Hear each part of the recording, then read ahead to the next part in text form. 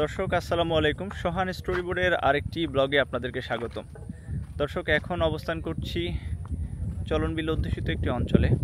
এর আগে একটি ব্লগ চলনবিলের দিয়েছি, তবে আজকে একটু ব্যতিক্রম ব্লগ দেব।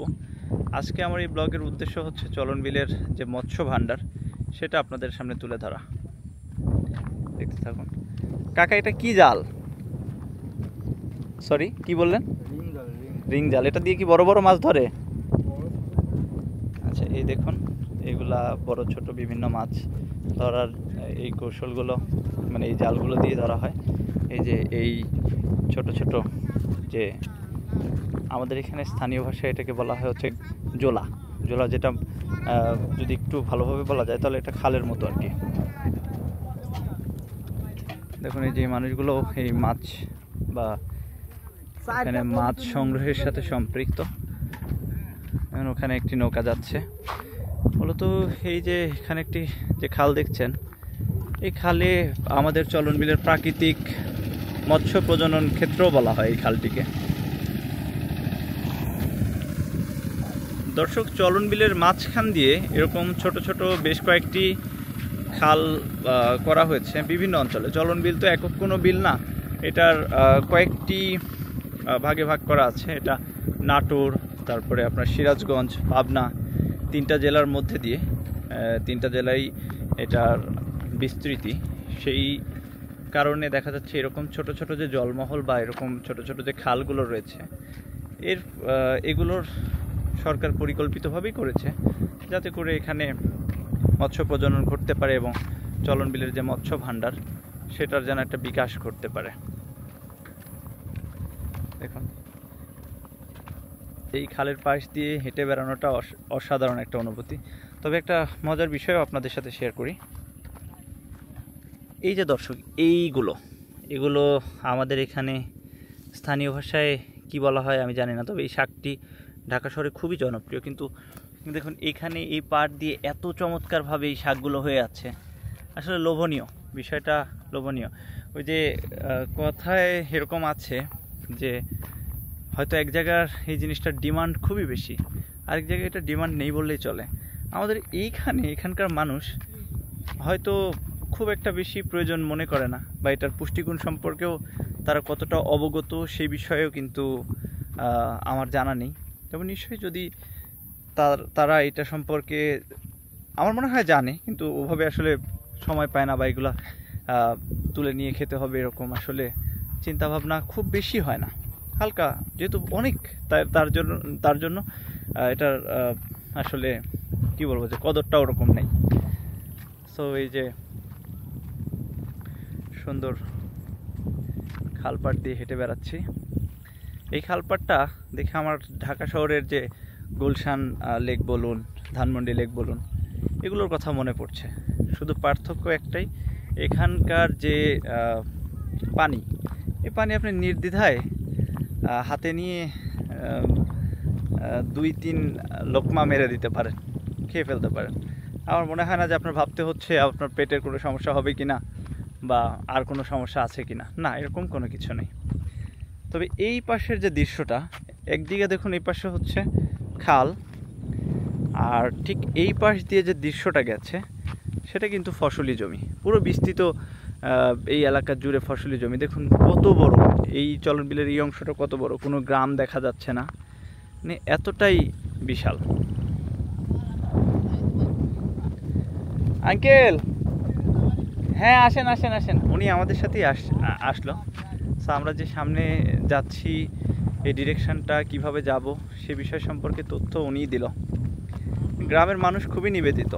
আমি আমার গ্রাম থেকে মিনিমাম একটা দূরত্বে অবস্থান করছি। এই এলাকা সম্পর্কে খুব ছোটোবেলায় আসা হতো, যখন আর কি গ্রামে স্টে করা হতো তখন এখানটায় আসা হতো, তাই আসলে খুব একটা যে এটা সম্পর্কে অবগত তা কিন্তু না। তো এই খালটা আমি যখন করা হয়েছে তার আগে এখানে আসছি। খালটা মোটামুটি কত 7-8 বছর যাবৎ এরকমই হবে হয়তো, সঠিক আমাকে মাফ করবেন, সঠিক তথ্যটা দিতে পারছি না। তবে এই খালটা করার আগে আমি এখানে আসিনি, এসেছি, কিন্তু খালটা করার পরে আর এখানে আমার ঢোকা হয়নি।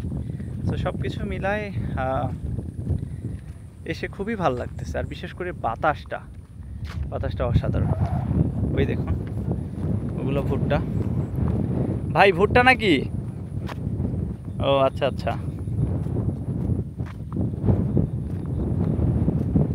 ভুট্টা কেমন হয়েছে এবার? যাক আলহামদুলিল্লাহ।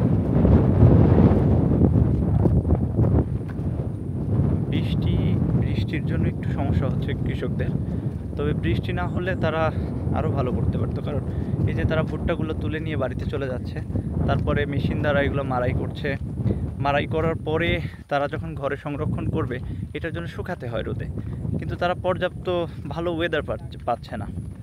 সো আপনারা যারা আমার ব্লগ দেখছেন তারা যে মুহূর্তে যেভাবেই দেখবেন কৃষকদের জন্য দোয়া করবেন, কারণ তারাই আমাদের অর্থনীতির প্রাণ চালিকা শক্তি। তারা আসলে আছে জন্যই আমরা কিন্তু বেঁচে আছি, ঠিক আছে? সো তাদের জন্য দোয়া করবেন। এই দেখুন সব হচ্ছে ভুট্টা, এগুলো মানুষ বস্তাবন্দি করে রেখে দিয়েছে। এগুলো থেকে তারা আসলে যে ভুট্টাগুলো পাবে, দেখা যাচ্ছে যে এগুলো তাদের বাৎসরিক যে একটি খরচ পারিবারিক কাজের বা পরিবার চালানোর জন্য। এই দেখুন এখন অবধি মিষ্টি কুমড়ার শাকও এখানে গাছ এখানে রয়েছে। এগুলো এখন মিষ্টি কুমড়া আর ধরবে না, তবে এর শাকগুলো চমৎকার, অসাধারণ।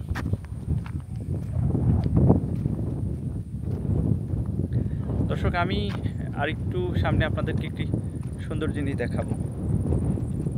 এটা অসাধারণ একটি জিনিস, এটা আসলে কি বলে এটা আপনারা আমাকে কমেন্টে জানাবেন। তবে এটা মনে হচ্ছে এখন ইউজ হয় না, তবে আমি বলে রাখি আমাদের এলাকাটাকে খরা বলে। আপনাদের সামনে গিয়ে আমি দেখাচ্ছি, আমাদের এলাকাটিতে নাটোরের লোকজন এটাকে খরা বলে, কিন্তু এটা সঠিক মানে প্রমিত বাংলায় এটার উচ্চারণ বা এটাকে কি বলে ডাকা হয় আমি জানি না। তবে আপনারা কিন্তু আমাকে কমেন্টে নিশ্চয়ই জানাবেন এটাকে কি বলে। এই দেখুন ঠিক সামনের যে বাঁশের অবকাঠামোটি দেখছেন, আর একটু সামনে গেলে হয়তো ক্লিয়ার দেখতে পাবেন। এখানে এসে সেই জালটি আবারও দেখলাম। তবে এই জালটি খুব মারাত্মকভাবেই মনে হয় মাছ ধরে থাকে। যদি সেরকমই হয় তাহলে নিশ্চয়ই আমাদের এখানকার জেলে যারা আছে তাদের কাছে শুনবো আমি এটা। যদি সেরকম হয় তাহলে এগুলো ইউজ করা থেকে বিরত থাকাই ভালো, কারণ মাছ তো আমাদের সম্পদ। এই দেখুন এটাকে আমরা খরা বলি নাটোরের ভাষায়। আর ভুট্টা, লাইভ ভুট্টা দেখাই দিই আপনাদের। এই যে সুন্দর ভুট্টা, চমৎকার একটি পরিবেশ। দর্শক যে মাছের কথা বলছিলাম, মাছ এই বেলা হয়তো মাছ দেখাতে পারছি না, তবে অন্য এক সময় আসলে। ছোট ভাই এখানে কোন সময়টাতে মাছ পাওয়া যায়, মানে কখন আসলে মাছ এখান থেকে কেনা যাবে? যখন, যে কোনো সময়। ওকে, তোমাকে ধন্যবাদ। সো আমি দেখি যদি এখানে মাছ পাই নিশ্চয়ই পরিবারের জন্য কিনে নিয়ে যাব। এরকম ফ্রেশ মাছ অনেকদিন খাওয়া হয় না, সো নিশ্চয়ই নিয়ে যাব। আপনারা সবাই যদি আমি মাছ নিয়ে যাই নিশ্চয়ই আমি দেখাবো, আর না নিতে পারলে আমাকে সবাই ক্ষমা সুন্দর দৃষ্টিতে দেখবেন।